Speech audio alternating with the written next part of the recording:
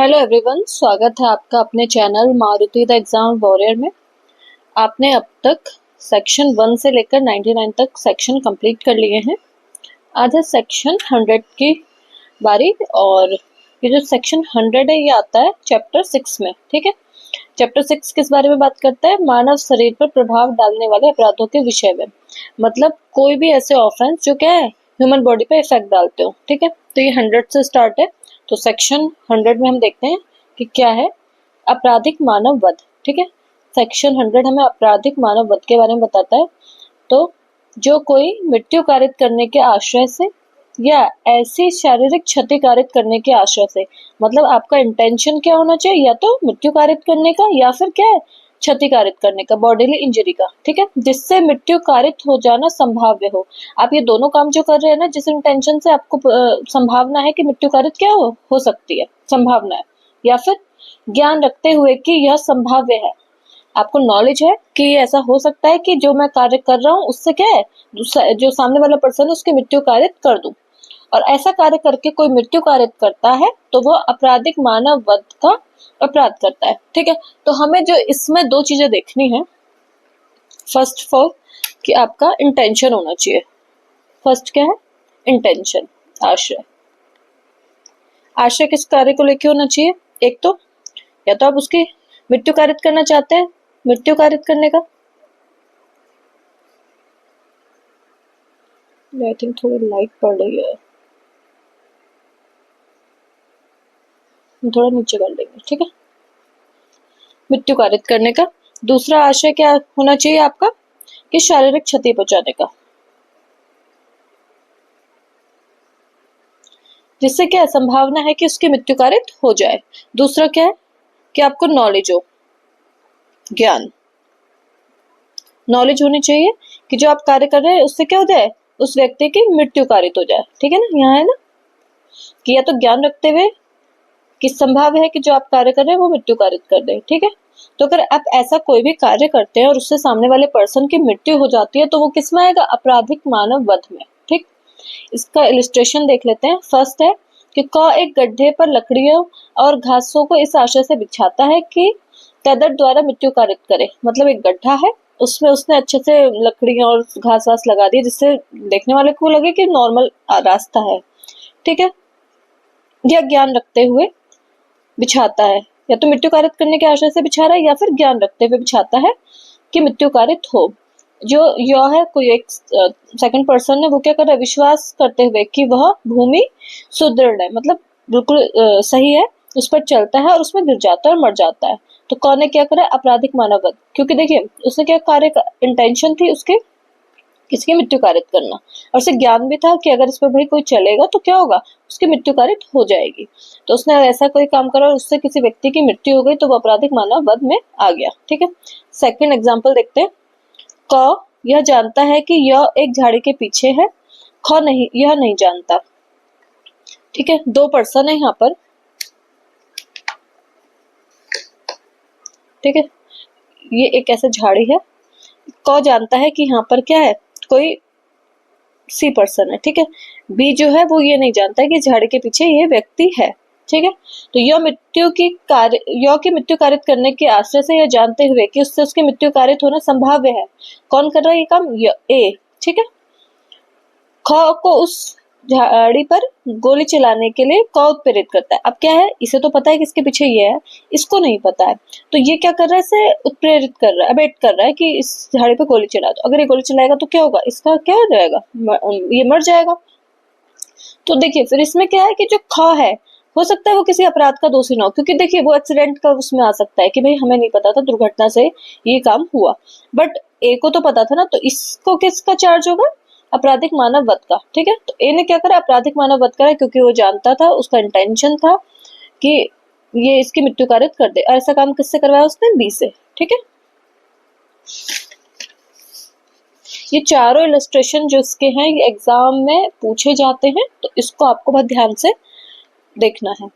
ठीक है, अब सी है कि क एक मुर्गे को मार डालने और चुरा लेने के आशय से उस पर गोली चलाकर ख को एक झाड़ी के पीछे है मार डालता है, किंतु क यह नहीं जानता कि ख वहां है।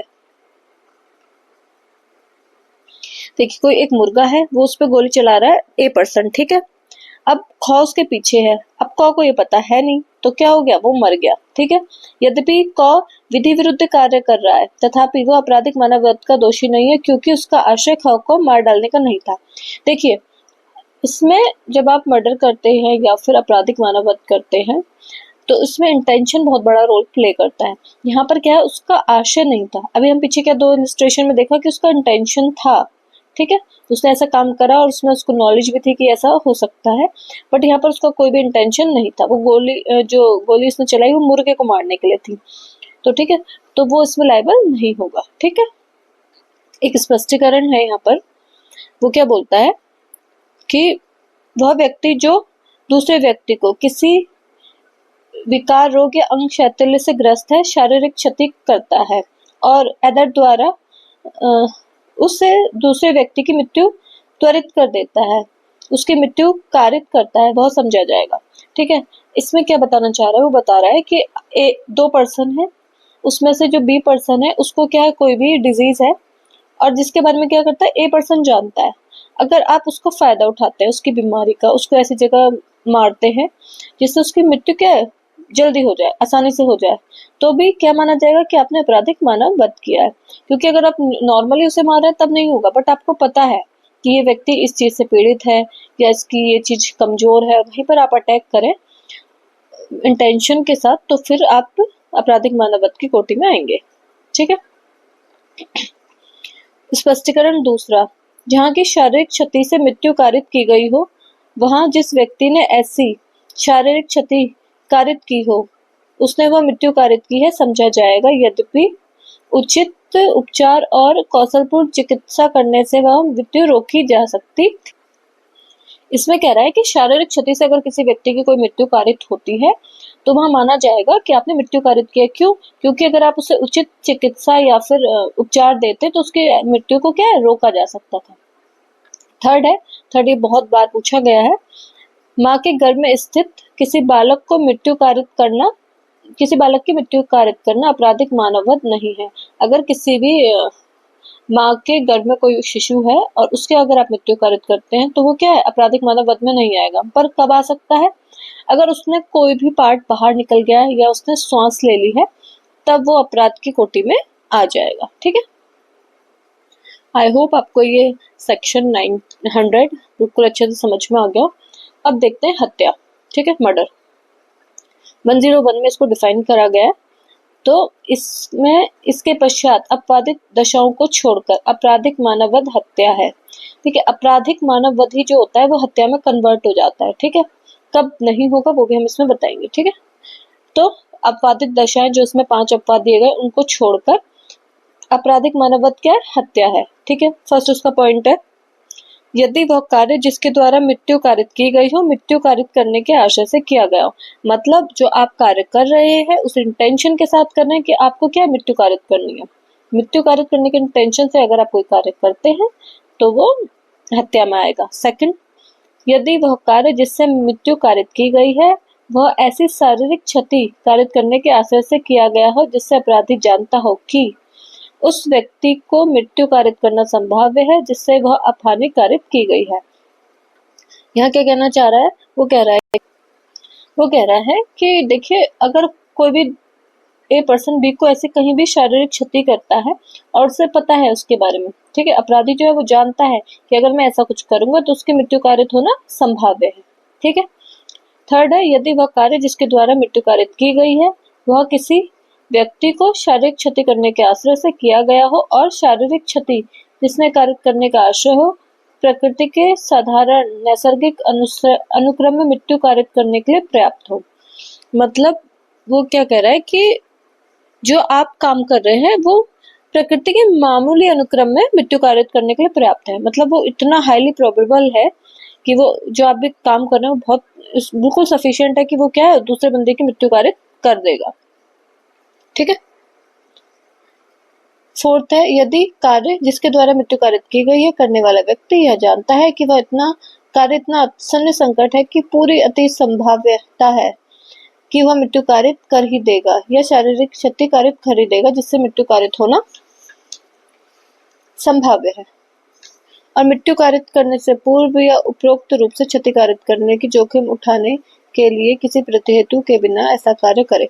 देखिए वो सीधा सा क्या कह रहा है, यहाँ पर क्या है, आपकी जो चांसेस है ना वो बहुत ज्यादा हाई होते हैं किसी को भी मर्डर करने के, ठीक है, किसी को भी मारने के लिए। यहाँ पर आप ऐसे काम करते हैं जिससे बिल्कुल संभावना 100% हो जाती है कि वो व्यक्ति मर ही जाएगा, ठीक है।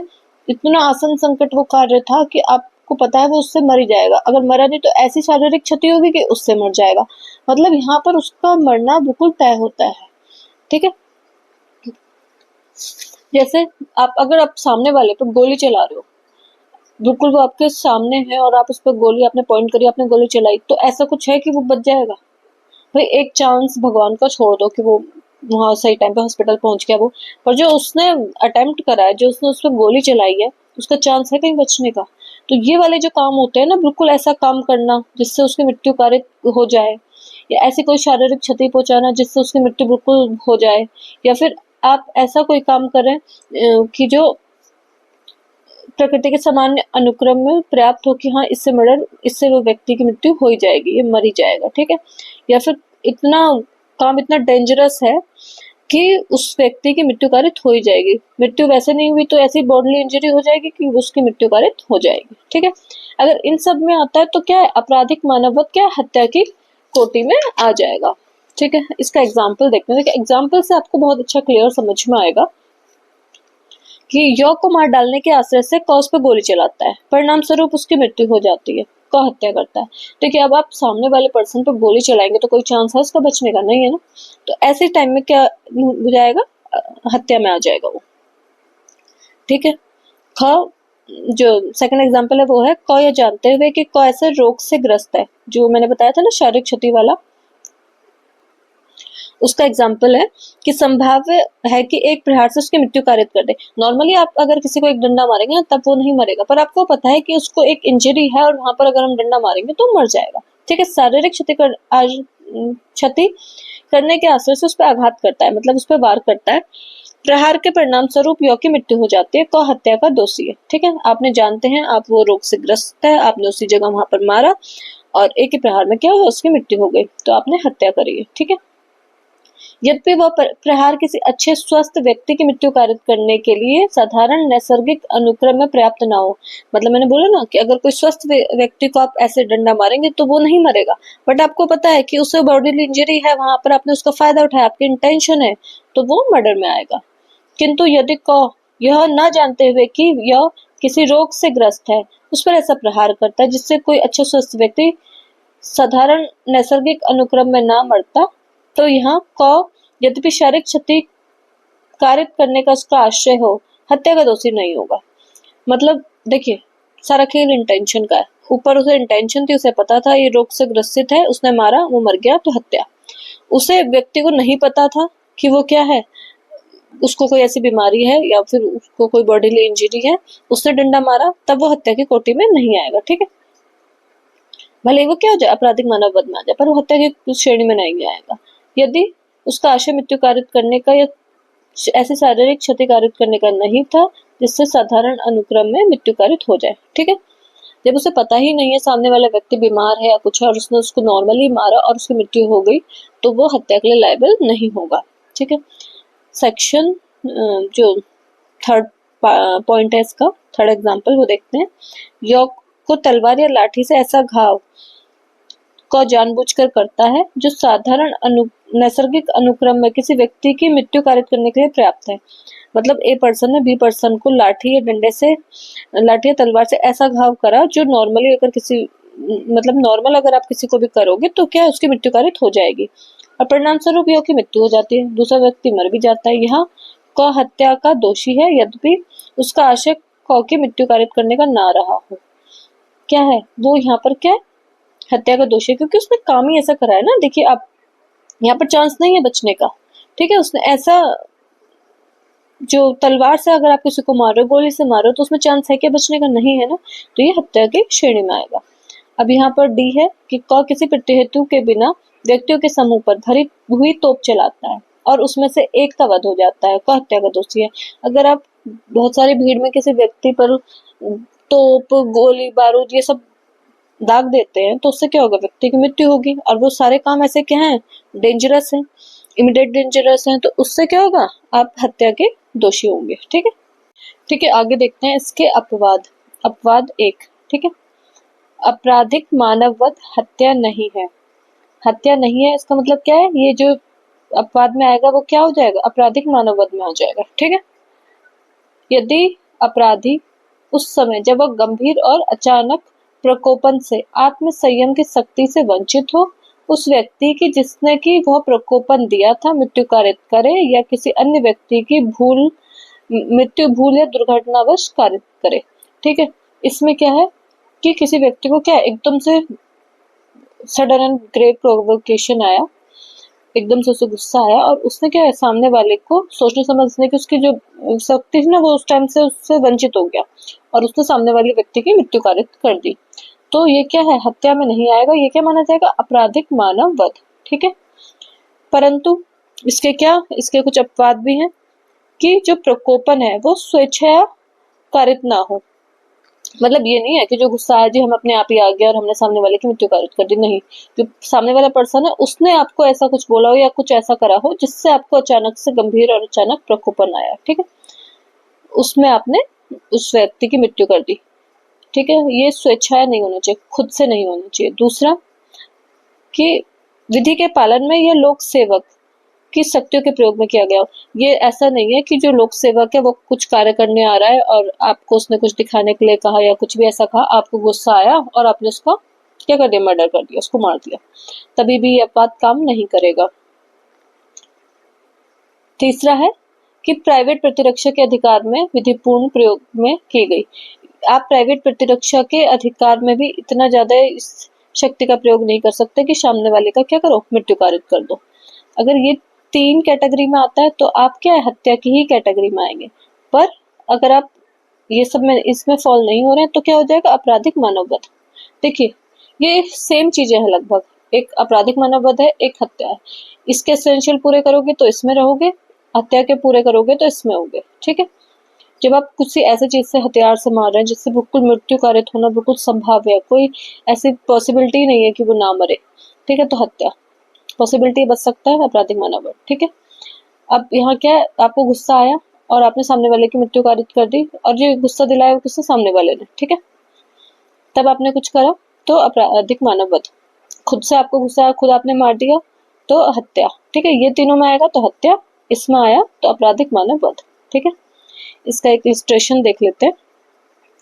यह द्वारा दिए गए प्रकोपन के कारण प्रदीप्त आवेश के असर में यह मौका जो य का बालक है क को जानबूझकर वध करता है, यह हत्या है, क्योंकि प्रकोपन उस बालक द्वारा नहीं दिया गया था और उस बालक की मृत्यु, मतलब देखिए क्या है कि किसी बच्चे ने क्या करा, मतलब एक पेरेंट्स है, उसका एक बच्चा है, ठीक है, अब क्या करा, इन दोनों की लड़ाई हुई, इसने इसको मार दिया,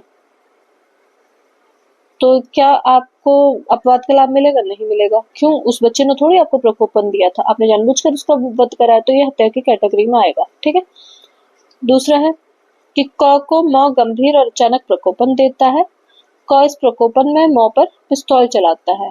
ठीक है, जिसमें ना तो उसका आशय य का जो समीप ही किंतु दृष्टि से बाहर है वध करने का है, और ना वह जानता है कि संभव है कि य का वध कर दे। क य का वध करता है, क ने हत्या नहीं की है किंतु केवल आपराधिक मानववध किया है। इसमें क्या हुआ कि 2 पर्सन है, 2 पर्सन आपस में लड़ रहे हैं। ठीक है, ये 2 पर्सन है, आपस में क्या है, लड़ रहे हैं। ठीक है, इसने इस पे गोली चलाई, गोली इसके ना लग के कोई और पर्सन था जो उसको दिखा नहीं, इसकी दृष्टि से बाहर था, इस पे गोली लग गई, इसका कोई इंटेंशन भी नहीं था, कुछ नहीं था, तो ये क्या है, आपराधिक मानववध का दोषी हो जाएगा, बी। ठीक है, क्योंकि इंटेंशन तो थी नहीं उसे मारने की। अब नेक्स्ट है, आपको जितने भी इलस्ट्रेशन है सारे पढ़ने, क्योंकि एग्जाम में ये पूछे जाते हैं। अपवाद नंबर 2 देखेंगे अब हम। आपराधिक मानववध हत्या नहीं है, जो आप ये कार्य कर रहे हैं वो क्या है, आपराधिक मानववध है, ये हत्या की कैटेगरी में नहीं आता। हत्या की कैटेगरी में कब आएगा, जब ये इन अपवाद की श्रेणी में नहीं होगा। ठीक है, यदि अपराधी शरीर या संपत्ति की प्राइवेट प्रतिरक्षा के अधिकार को सद्भावपूर्वक प्रयोग में लाते हुए, क्या है, हमने पढ़ा था ना कि जो आप प्राइवेट प्रतिरक्षा का अधिकार है अपने शरीर की, अपने संपत्ति की, दूसरे के शरीर की, दूसरे की संपत्ति की बचाने के लिए आप इसको प्रयोग कर सकते हैं। ठीक है, तो विधि ने द्वारा उसे दी गई शक्ति का अतिक्रमण करते हैं, मतलब जितनी आपको पावर विधि ने दी है उससे ज्यादा आप यूज कर ले, और पूर्व चिंतन के बिना, बिना कुछ सोचे समझे ऐसी प्रतिरक्षा के प्रयोजन से जितनी अफानी करना आवश्यक हो या हो उससे अधिक अफानी करने के आश्रय के बिना उस व्यक्ति की मृत्यु कर दें जिसके विरुद्ध वह प्रतिरक्षा का ऐसा अधिकार प्रयोग में ला रहा हो। मतलब आपने क्या है कि प्राइवेट प्रतिरक्षा के अधिकार को एक्सेस में यूज कर लिया, ज्यादा यूज कर लिया, उतना आपको यूज नहीं करना था, तो ऐसा कोई कार्य करके किसी की मृत्यु कारित हो जाती है तो क्या आएगा, वो आपराधिक मानव वध में, उसे हत्या में काउंट नहीं करेंगे, वो हत्या नहीं है। ठीक है, जैसे क को चाबुक मारने का प्रयत्न यह करता है, मतलब ए पर्सन बी को चाबुक मार रहा है, किंतु इस प्रकार नहीं कि उसको कोई भी ग्रीवियस हर्ट हो जाए, घोर उपत्ति हो जाए। अब सामने वाला वो तो चाबुक मार रहा है, आपने क्या करा, फट पिस्तौल निकाली, आपके पास गन थी, आपने मार दिया। अब क्या ये आपराधिक मानव वध की श्रेणी में आएगा? नहीं आएगा। ठीक है,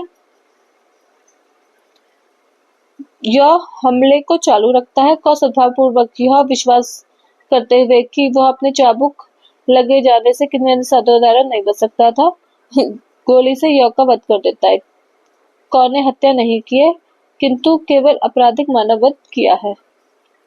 तो क्या है, आपने यहाँ पर अपना प्राइवेट प्रतिरक्षा का एक्सेस यूज कर लिया है। ठीक है, वो चाबुक से मारा था, अपने पिस्तौल से मार दिया, तो ये क्या हत्या नहीं होगा, यहाँ है ना, हत्या नहीं है, आपराधिक मानव वध के श्रेणी में आ जाएगा, अपवाद में आ जाएगा ये।